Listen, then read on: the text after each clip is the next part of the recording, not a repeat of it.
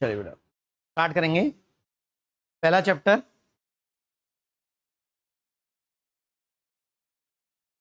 दे तो पहला chapter start करेंगे। फिजिक्स का पहला चैप्टर है हमारा unit and dimension, basic math and vectors. तो सिलेबस ये है जेई मेंस और नीट का syllabus. Physics, technology and society SI unit, fundamental and derived units, dimension of physical quantity, dimensional analysis and application, scalar and vector, vector addition, subtraction, zero vector, scalar and vector product, unit vector and resolution of vector. ये syllabus है JEE Mains and NEET का, as it is same syllabus है दोनों का। JEE advance के syllabus में general units and dimension and dimensional analysis, ये JEE advance का सिलेबस है। बट दोनों के लिए थियरी सेम है, थियरी सेम लगेगी हमको। एग्जाम में जो क्वेश्चंस आएंगे तो आप जेई मेंस में एक्सपेक्ट कर सकते हैं एक क्वेश्चन पक्का आएगा 25 सवालों में से। टोटल 25 क्वेश्चन आते हैं जेई मेंस के पेपर में, उसमें से एक सवाल इस चैप्टर से पक्का आएगा।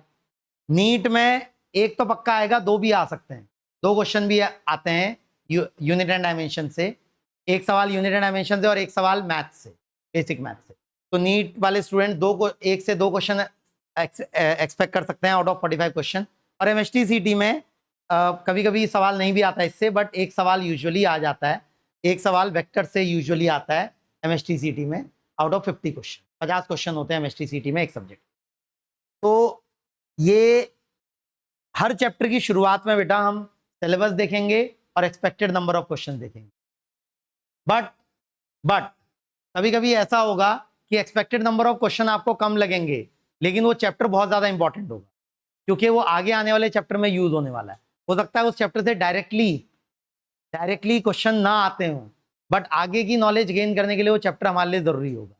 तो जैसे एनएलएम चैप्टर होगा हमारा अगला, उससे डायरेक्ट क्वेश्चंस कम आते हैं, लेकिन वो चैप्टर बहुत ज्यादा इंपॉर्टेंट है आगे आने वाले चैप्टर्स को सीखने के।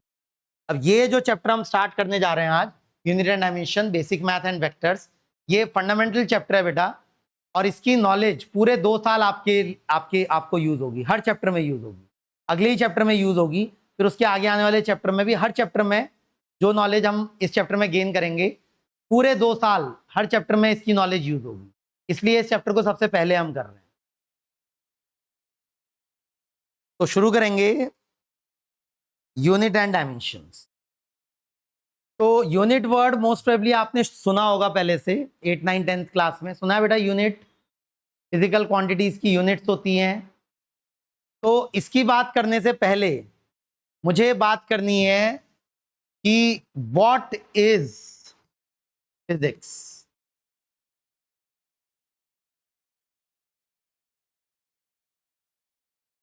फिजिक्स होती क्या है, जो हम सब्जेक्ट पढ़ने जा रहे हैं, इसमें क्या पढ़ने जा रहे हैं, किसके बारे में पढ़ने जा रहे हैं। तो कोई बताने की कोशिश करेगा क्या होता है फिजिक्स। वर्ड तो सुना है ना फिजिक्स आपने इससे पहले, तो क्या सीखते हैं फिजिक्स में, इसके बारे में सीखते हैं फिजिक्स में। केवल वर्ड सुन लिया, कुछ तो चैप्टर पढ़े होंगे फिजिक्स में ना, 8, 9, 10th में भी। तो क्या सीखा फिजिक्स में, कौन से चैप्टर थे फिजिक्स में। चैप्टर्स के नाम बोलिए कुछ 8, 9, 10th के फिजिक्स में जो आपने सीखे हो। नहीं पता कोई भी चैप्टर। साइंस करके पढ़ा केवल। साइंस मेजरली कितने पार्ट में डिवाइडेड है साइंस, मेजरली कितने पार्ट में डिवाइडेड है साइंस। 3। नाम क्या उन 3 पार्ट्स के। Physics, chemistry and biology. Maths is not science, maths is slightly different from science. Maths completely अलग सब्जेक्ट है। हाँ उसका यूज करेंगे हम साइंस में, but maths is a tool for science. तो साइंस के 3 पार्ट हैं, फिजिक्स, केमिस्ट्री एंड बायोलॉजी। तो बताइए बेटा किस सब्जेक्ट में क्या पढ़ते हैं। चलिए बायोलॉजी से बताइए, बायोलॉजी में क्या पढ़ते हैं, किसके बारे में पढ़ते हैं बायोलॉजी में। Living beings. वो लिविंग बींग्स ह्यूमंस भी हो सकते हैं, एनिमल्स भी हो सकते हैं, प्लांट भी हो सकते हैं, बैक्टीरिया भी हो सकते हैं, वायरसेस भी हो सकते हैं, लेकिन जो भी पढ़ रहे होते हैं हम बायोलॉजी में, किसके बारे में पढ़ रहे होते हैं? Living beings. केमिस्ट्री में किसके बारे में बेटा? हाँ, केमिस्ट्री में किसके बारे में?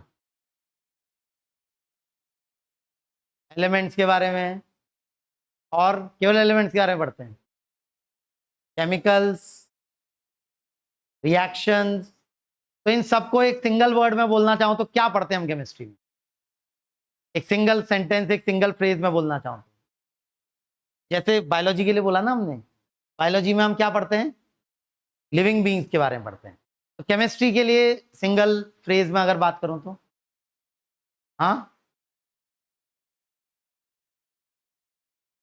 किसके बारे में पढ़ते हैं केमिस्ट्री में? तो क्या chemical, atom, compound, mixture, molecules, ये सब क्या हैं? एक सिंगल वर्ड में अगर बोलना चाहूं तो नॉन लिविंग थिंग। क्या है ये? नॉन लिविंग थिंग्स है ना। कोई एलिमेंट लिविंग नहीं होता, कोई एटम लिविंग नहीं होता, सिंगल एटम, कोई सिंगल मॉलिक्यूल लिविंग नहीं होता। हाँ, सारे लिविंग बींग्स बनते नॉन लिविंग बींग्स से, नॉन लिविंग थिंग्स से। और केमिस्ट्री में हम किसके बारे में पढ़ते हैं? सारी नॉन लिविंग थिंग्स के बारे में।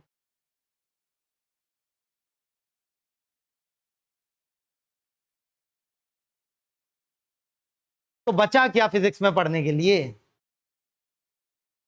सारी लिविंग थिंग्स के बारे में हम बायोलॉजी में पढ़ रहे हैं, केमिस्ट्री में सब नॉन लिविंग थिंग्स के बारे में पढ़ रहे हैं, नेचर में जो भी लिविंग और नॉन लिविंग थिंग्स एग्जिस्ट कर रही हैं वो हम बायोलॉजी और केमिस्ट्री में पढ़ ले रहे हैं।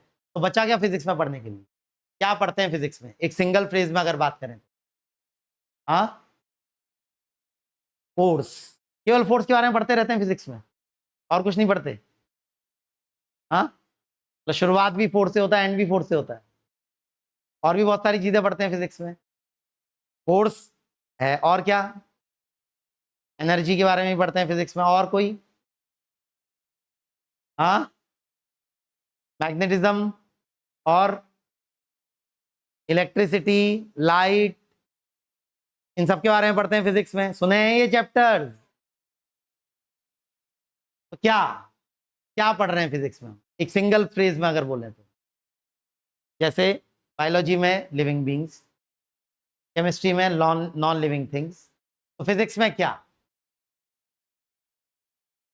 हाँ, सिंगल फ्रेज में फिजिक्स में क्या पढ़ रहे हैं हम? Laws of nature. क्या पढ़ने वाले हम फिजिक्स में? नेचर में living as well as non living thing जिन लॉज को फॉलो करेंगी, जिन रूल्स को फॉलो करेंगी, उन लॉज और रूल्स के बारे में हम पढ़ेंगे फिजिक्स में। तो क्या पढ़ने वाले हैं फिजिक्स में हम? लॉज या रूल्स फॉलोड इन नेचर।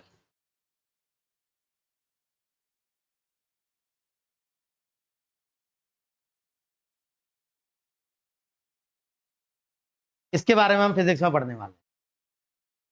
तो बेटा अगर साइंस को इन 3 कैटेगरीज में हम डिवाइड कर रहे हैं, इसमें से सबसे फंडामेंटल लेवल पे जो साइंस है वो है फिजिक्स। फिर केमिस्ट्री फिजिक्स को यूज करती है, तो केमिस्ट्री अगले लेवल पे है, बेसिक फंडामेंटल लेवल पे फिजिक्स, केमिस्ट्री उससे अगले लेवल पे है। और बायोलॉजी केमिस्ट्री फिजिक्स दोनों को यूज करती है, और मैथ्स सब में यूज होने वाली है। But maths is not science, maths is a language. Maths क्या है? एक लैंग्वेज है, सेट ऑफ रूल्स हैं। जैसे आपने बचपन से इंग्लिश पढ़ी है, या हिंदी पढ़ी है, या मराठी पढ़ी है, तो इंग्लिश, हिंदी, मराठी में कुछ सेट ऑफ रूल्स होते हैं जो आप फॉलो करते हैं। उन रूल्स पर आप क्वेश्चन नहीं कर सकते। आप ये नहीं सवाल कर सकते ना ए के बाद बी क्यों आता है, बी के बाद सी क्यों आता है, ABCD में, ये कोई क्वेश्चन नहीं कर सकते। सिमिलरली मैथ्स में सेट ऑफ रूल्स हैं जो हम फॉलो करेंगे अपने थॉट्स को कम्युनिकेट करने के लिए। लैंग्वेज का क्या काम होता है? लैंग्वेज का काम क्या होता है? थॉट्स को कम्युनिकेट करना, अपने थॉट्स को दूसरे को बताना। जो काम इंग्लिश करती है वही काम मैथ्स भी करती है और बेटर लेवल पे करती है। तो maths is not science, maths is a language. जैसे इंग्लिश हमारे लिए टूल होगा, मैथ्स भी हमारे लिए एक टूल होगा साइंस सीखने के लिए। ठीक है, तो क्या व्हाट इज फिजिक्स बेटा? Physics is what? Study of laws और rules followed by nature.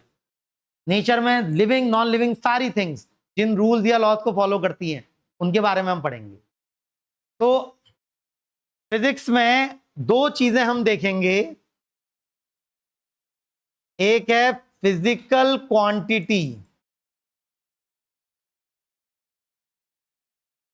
Physical quantity, दूसरा है नॉन फिजिकल क्वांटिटी।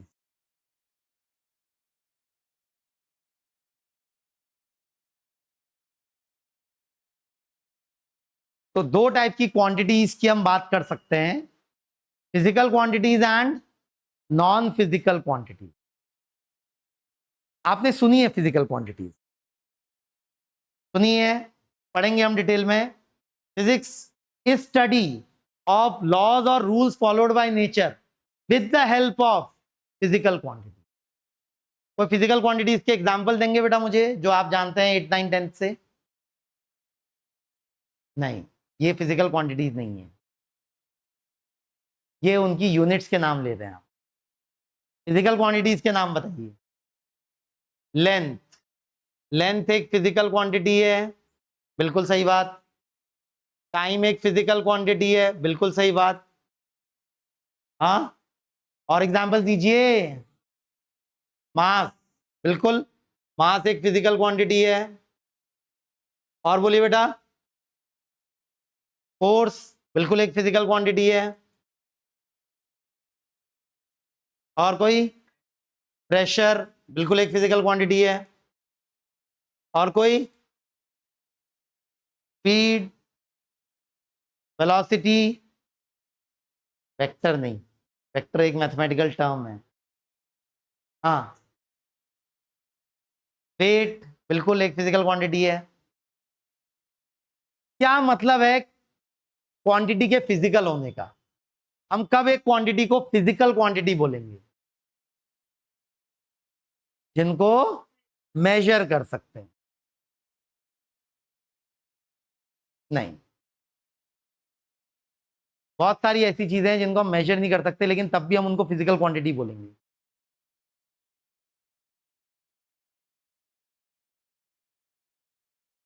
अच्छा, कोई नॉन फिजिकल क्वांटिटी का एग्जांपल देगा मुझे? फिजिकल क्वांटिटी तो ठीक है, बहुत सारे एग्जांपल दिए हमने, सुने हुए नाम हमने पहले। कोई नॉन फिजिकल क्वांटिटी का एक एग्जांपल देगा? डेंसिटी? बिल्कुल नहीं, density is a physical quantity बेटा। कोई नॉन फिजिकल क्वांटिटी का एग्जांपल देगा क्या? हाँ,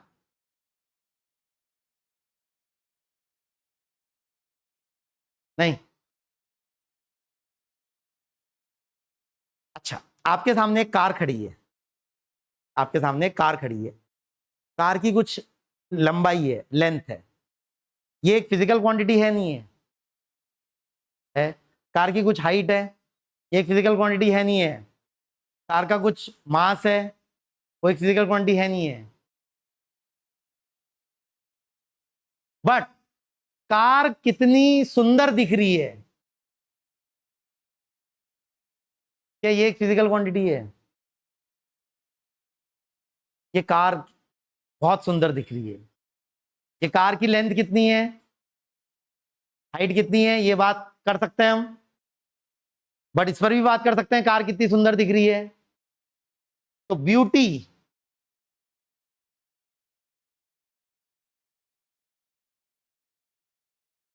ब्यूटी एक कैसी फिजिकल क्वांटिटी, कैसी क्वांटिटी है?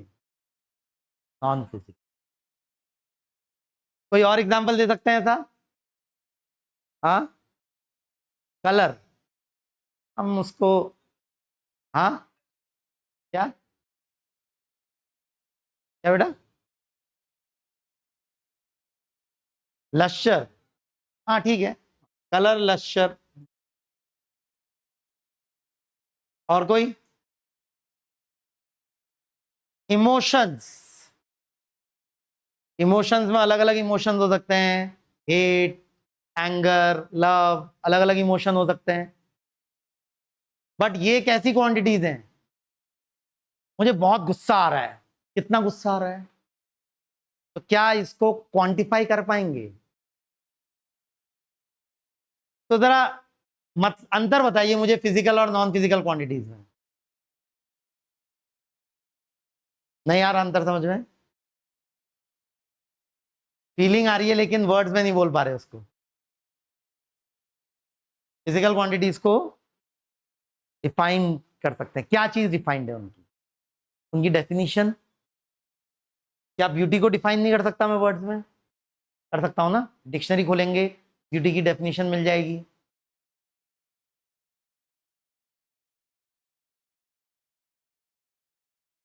मेजर कर सकते हैं, ब्यूटी को मेजर नहीं कर सकते क्या? नहीं? या कितने कितने गुस्सा हैं आप, इस बात को मेजर नहीं कर सकते क्या? नहीं कर सकते हैं। मैं बहुत ज्यादा गुस्सा हूं, मैं कल से ज्यादा गुस्सा था आज, कल कम गुस्सा था मैं आज ज्यादा गुस्सा हूं। कंपेयर तो कर पा रहा हूं अपने गुस्से को।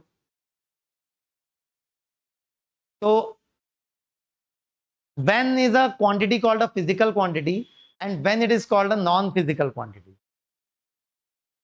A quantity which can be expressed by a number, एक नंबर से जिस क्वांटिटी को मैं एक्सप्रेस कर सकता हूं, on which everybody will agree.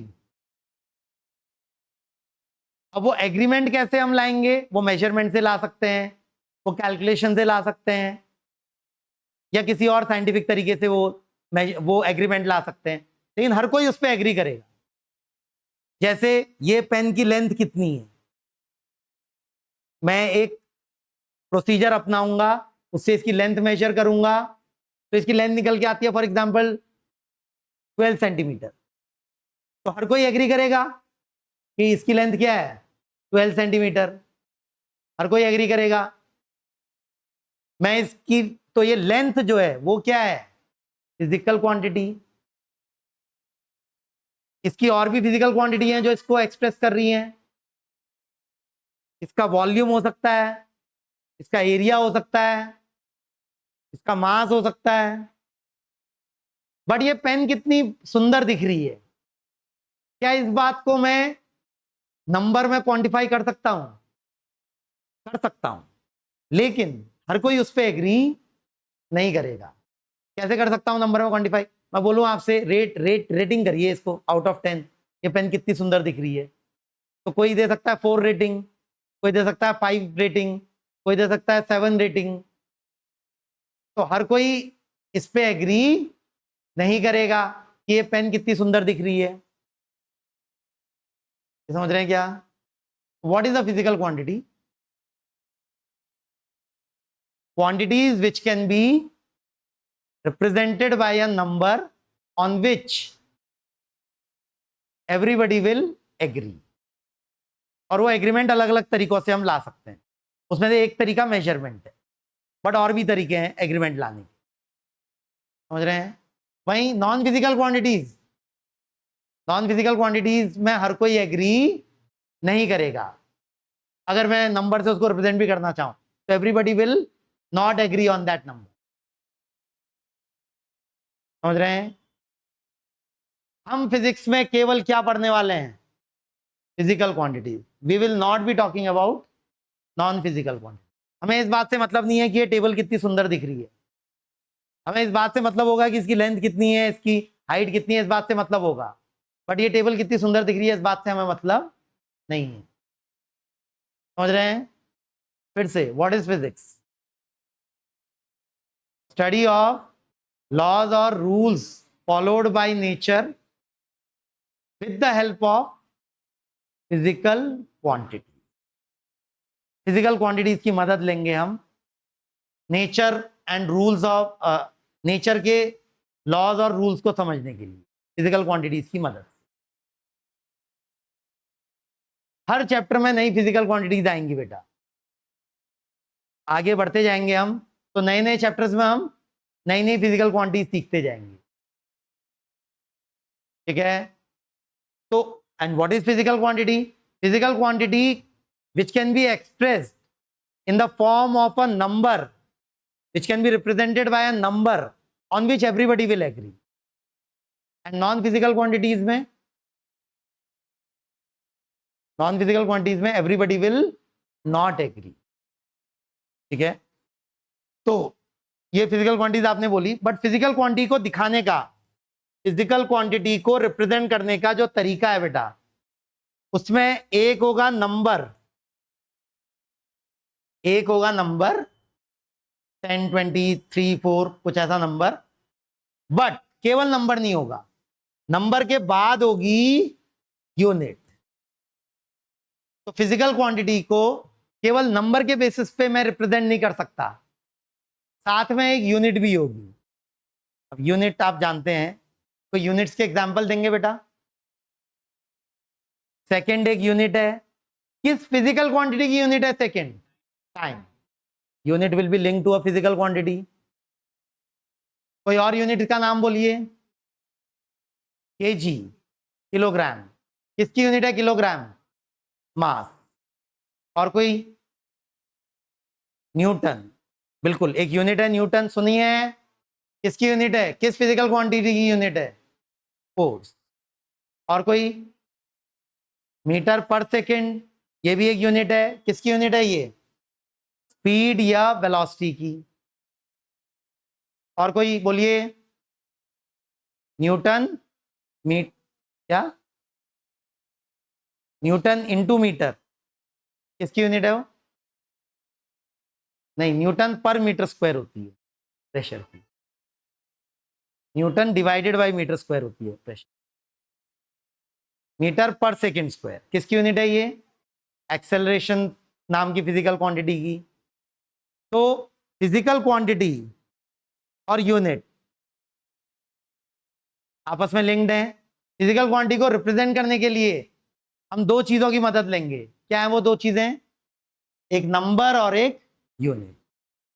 अब यूनिट को डिफाइन करिए। What is unit? यूनिट को डिफाइन करिए। जानते हैं सब लोग यूनिट का मतलब, बट वर्ड्स में उसको एक्सप्रेस करिए। Unit, what is unit of a physical quantity? नहीं कर पाएंगे। यूनिट को वर्ड्स में डिफाइन करिए। यही आती है बेटा लैंग्वेज की इंपॉर्टेंस। वर्ड्स में डिफाइन करिए यूनिट वर्ड को। यूनिट को डिफाइन करिए, डेफिनेशन दीजिए यूनिट। समझते हैं सब है यूनिट, बट डिफाइन करिए उसको वर्ड। जैसे अभी तक करते आए ना, हम करते आए नहीं आए? फिजिक्स को हमने वर्ड में डिफाइन किया, ठीक है। केमिस्ट्री को, बायोलॉजी को, फिजिकल क्वांटिटीज को, non physical quantities.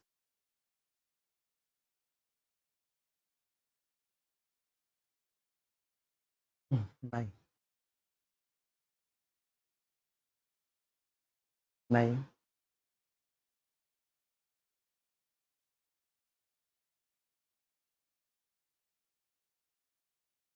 Unit is a set standard of a physical quantity in whose multiples we can express the given physical quantity. ध्यान से सुनिए। Unit is a set standard of a physical quantity in whose multiples we can express the given physical quantity. जैसे आप बोलते हैं 5 metre, मतलब क्या होता है इस बात का? 5 मीटर का 1 मीटर का 5 गुना, मतलब होता है 1 मीटर का 5 गुना। जब आप बोलते हैं 10 सेकेंड, क्या मतलब होता है इस बात का? 1 सेकेंड का 10 टाइम्स। जब आप बोलते हैं 3 kg, तो क्या मतलब होता है इस बात का? 1 kg का 3 टाइम्स। जब आप बोलते हैं 200 ग्राम, तो क्या मतलब होता है इस बात का?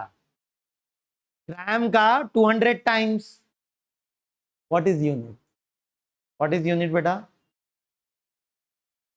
Unit is a set standard of a physical quantity in whose multiples we can express the value of a given physical quantity. बैठी बात दिमाग में है? तो कल कंटिन्यू करेंगे इसको, यूनिट की डेफिनेशन भी लिखेंगे अच्छे से और आगे कंटिन्यू करेंगे.